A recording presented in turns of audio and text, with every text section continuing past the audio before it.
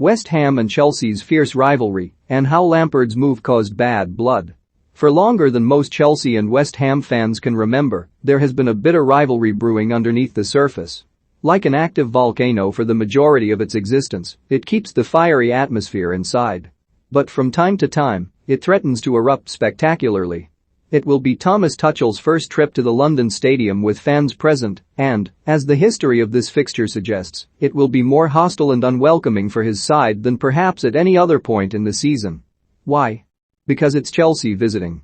Geographically speaking, Chelsea and West Ham are not close rivals. Stamford Bridge is around an hour away from Upton Park on the District Line on the London Underground. And there are plenty of West London teams that are much closer, with QPR, Brentford, and Fulham to name a few in the same borough alone. But sometimes, rivalries are not formed based on where you live, they are based on life experience and history. Even back in the 1960s, when there were several West Ham players representing England in the World Cup and winning honours at club and individual level, the two clubs were in close contact in Division 1 and 2. There were times when their relations would thaw and other clubs, such as QPR, would become the focus of Chelsea's distaste. The hooliganism era in the 1980s and 90s saw various clashes occur, but the reunion of West Ham and Chelsea in the top flight meant they carried on when they left off. But that feeling of nastiness only truly manifested itself when a 22-year-old Frank Lampard opted to bid farewell to his boyhood club to link up with the Blues in 2001. It was a transfer that triggered all kinds of emotions from West Ham fans. Sadness, betrayal and relief, but mostly hate. They had no hesitation in hurling abuse at a player they once called their own and took aim at Chelsea for robbing them of their talent.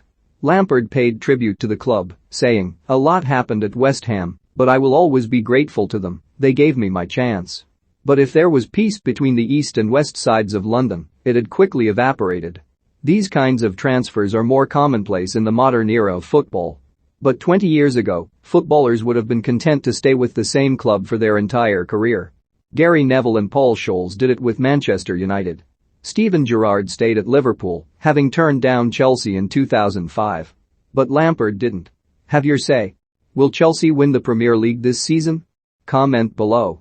It wasn't that he was chasing Roman Abramovich's money, that would come 2 years later, when the Russian bought the club for £140 million. He saw the direction the club were taking under then-boss Claudio Ranieri and, after snubbing interest from Leeds, made the controversial move across London. To no one's surprise, on his return to Upton Park in 2001-02, he was booed with every touch, and after missing a great chance to score, he was substituted. That day, the Hammers would secure the bragging rights with a 2-1 win.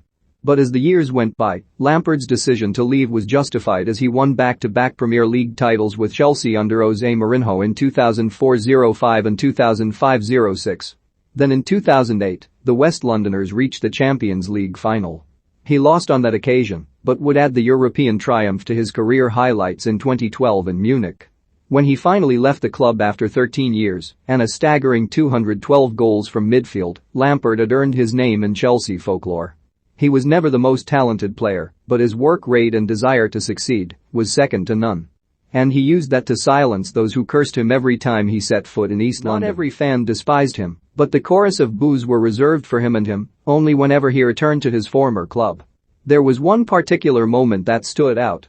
With Chelsea leading comfortably against West Ham at Upton Park in 2007-08, the midfielder was shown a straight red card for a push on Luis Boamort after the pair tangled. The West Ham fans had seen their side outplayed, concede 4 goals and scorn on themselves on their home turf. And yet, the sight of Lampard heading back towards the dressing room for an early bath prompted the biggest ironic cheer of the day. The red card was later rescinded, but they had their moment on the day. The next season, Lampard sunk a twice-retaken penalty to keep Chelsea at the top of the table. West Ham, under the management of Blues legend Gianfranco Zola, were struggling to stave off relegation. It was a theme that continued until David Gold and David Sullivan took over the club in 2010. The anger and pain they felt can be directly sourced from these events.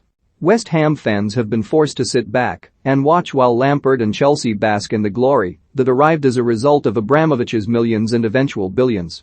To them, the 42-year-old represented everything they stood against in modern football.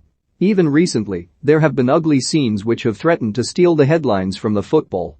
The two sections of supporters clashed in a EFL Cup tie back in October 2016, leading to 7 arrests and riot police getting involved. It showed that the bad blood had not completely drained away. To their credit, the Irons have fought their back to the top flight with hard-fought promotions via the playoffs. Now, after establishing themselves as a solid Premier League outfit with some shrewd signings and a top manager in David Moyes, they are more ambitious than ever. The club were once viewed as the butt of the joke, the yo-yo side that set up temporary camps in the Premier League and Championship because they couldn't stay in one place. Now they are competing for European honours, finishing above Arsenal and Tottenham last season to secure a Europa League place. The recent investment from Czech billionaire Daniel Kretinsky for a 27% share in the club is significant. Not only does it hand Moyes the funds to take his side to the next level, it gives more substance to the idea that West Ham are slightly closing the gap on their capital rivals. Their next challenge is to put Chelsea behind them, although doing so may prove difficult with Thomas Tuchel as in charge. The West London outfit won the Champions League last season and are top of the Premier League as they look to finish ahead of Manchester City and Liverpool in the title race. But it would prove to be a huge step in the right direction if West Ham can inflict a defeat that damages Chelsea's progress in working towards a third title in 7 seasons. Moyes will be confident about his side's chances, armed with the potent attack of Michail Antonio and Said Benrahma, and the supporting cast of Jarrod Bowen and Pablo Fornals. Equally, Kurt Zouma and Angelo Ogbonna had formed an indomitable partnership before the latter's injury. Chelsea will have Romelu Lukaku back and stars such as Kai Havertz and Timo Werner on the bench, showing that even 18 years on from takeover, their ability to capture the best talent in the world is still unmatchable. There is even a feeling that, if they wanted to, they could steal another Lampard-like character in Declan Rice. Relations between the two managers are somewhat magnanimous. Tuchel and Moyes will shake hands, as will the players. There will be no Gary Neville versus Phil Neville style blanking of each other in the tunnel. But the undeniable aspect of this clash is this: when Chelsea and West Ham walk out onto the pitch at the London Stadium on Saturday lunchtime, there will be a deafening atmosphere. Insulting chants will reverberate around the arena for hours on end, and it will be enough to fire up the players. For this is a battle fueled by those in the stands. There is no love lost between West Ham and Chelsea fans, but, in reality, there was no love there to begin with.